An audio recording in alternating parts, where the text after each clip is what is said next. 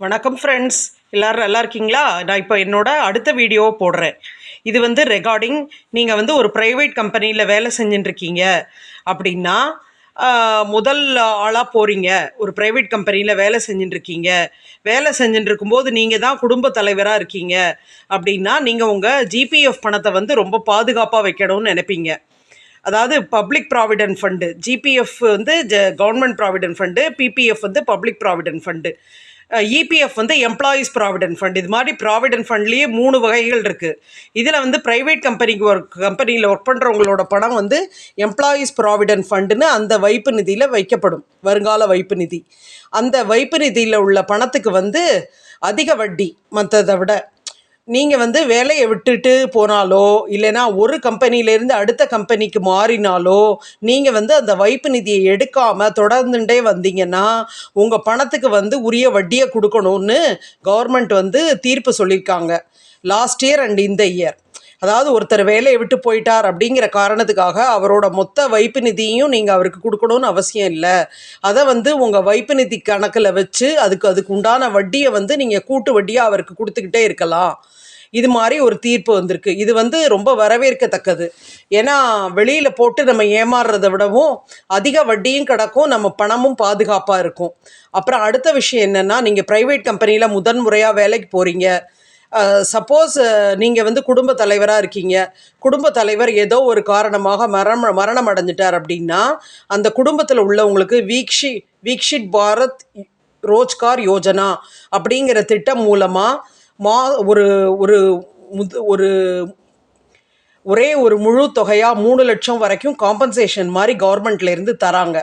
இது வந்து ப்ரைவேட் கம்பெனியில் வேலைக்கு போகிறவங்களுக்கு மட்டும்தான் பொருந்தும். கவர்மெண்ட்டில் வேலைக்கு போகிறவங்களுக்கு அது வேறு மாதிரி. அதாவது அவங்களோடது வந்து ஜென்ரல் ப்ராவிடென்ட் ஃபண்டுன்னு பொது வருங்கால வைப்பு நிதியில் இருக்கும்.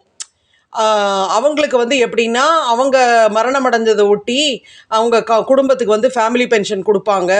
அவங்க குடும்பத்தில் உள்ள யாருக்காவது கருணை அடிப்படையில் வேலை போட்டு தருவாங்க, அவங்க வாரிசு யாராவது ஒருத்தருக்கு. இது வந்து நடைமுறை. இன்னொன்று என்னென்னா, இப்போ லீவு வந்து கவர்மெண்ட் சர்வெண்ட் வந்து அவங்களோட அப்பாவோ அம்மாவோ அவங்க சர்வீஸில் இருக்கும்போது இறந்துடுறாங்க அப்படின்னா அவங்களுக்கு 3 நாள் வரைக்கும் பெய்டு லீவ் கொடுக்கணும் அப்படின்னு சொல்லி கவர்மெண்ட் ரூல்ஸில் கொண்டு வந்திருக்காங்க. இது வந்து இந்த விதி தெரியாமல் பெரும்பாலும் என்ன பண்ணுவாங்க, கவர்மெண்ட் சர்வெண்ட்டும் குழப்பத்தில் இருப்பார்.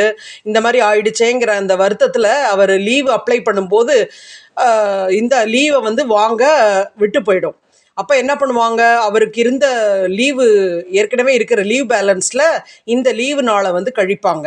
அந்த மாதிரி கழிச்சா கூட இந்த மாதிரி ஒரு அசம்பாவிதம் நடந்ததுனால எனக்கு வந்து அந்த சமயத்தில் என்னால் அவைல் பண்ண முடியாமல் போச்சு, இப்போ வந்து எனக்கு அந்த 3 நாள் லீவை நீங்கள் தரணும் அப்படின்னு கேட்டு அவர் மேல்முறையீடு செய்யலாம். இதை பற்றியும் கவர்மெண்ட்டோட தீர்ப்பு வந்திருக்கு. இப்போ அடுத்ததாக என்ன விஷயம் சொல்ல வரேன்னா, கவர்மெண்ட்டில் வந்து கொடுக்குற முதிர்வு தொகை, அதாவது நீங்கள் சர்வீஸ்லேருந்து வந்துடுறீங்க, உங்களுக்கான கிராஜுட்டி, லீவ் என்கேஷ்மெண்ட்டு, ஜிபிஎஃப் பணம் எல்லாம் வருதுன்னா அதை வந்து நீங்கள் பாதுகாப்பான திட்டங்களில் முதலீடு செய்யலாம். அது வந்து இதுக்கு முன்னாடி ஃபிக்ஸட் டெபாசிட் திட்டத்தை பற்றி சொல்லியிருந்தேன். இப்போ சொல்ல போகிறது என்னென்னா, ஷேர்ஸு, டிபென்ச்சர்ஸ், பாண்ட்ஸு, இதை பற்றி. இதில் வந்து என்னென்னா, ஷேர்ஸ் வந்து வாலட்டிலிட்டி மார்க்கெட்டோட, அதாவது சந்தையோட ஏற்ற இறக்கங்களுக்கு ஏற்ற மாதிரி அந்த ப்ரைஸ் மூவ்மெண்ட் வந்து இருக்கும். அது வந்து ரொம்ப அதிகமாக இருக்கும், அது வந்து ரிஸ்கியாகவும் இருக்கும். அதே சமயம் நீங்கள் வந்து பரஸ்பர நிதி திட்டம், அப்புறமா வந்து பாண்ட்ஸு, இதிலெல்லாம் முதலீடு பண்ணிங்கன்னா உங்களுக்கு அந்த அளவு நீங்கள் அதை பற்றி கவலைப்பட வேண்டிய அவசியம் இல்லை.